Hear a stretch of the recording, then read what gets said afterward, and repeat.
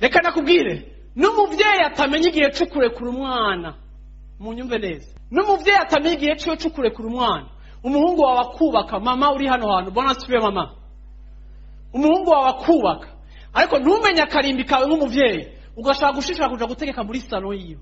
Reka nabwire ikintu kimwe, imwe mu ngorane dufise zo mu ngo ni ingo z'abavyeyi batamenye kurekura abana, bamenye ko hageze ko barekura. Umuhungu wawe agasohoka ari umuhungu wawe akaja kubaka acitse umugabo, akagira umugore wiwe, ariko hakaba gikenewe mama na autorite ya mama kugira ngo bahindure ingene disposition muri salon ipangwa, bahindure ingene ifoto igira gute, bahindure ingene intebe zihinduka. Ni mama decide, afite telecommande, ari kure, ariko arusha inkomezi madamu.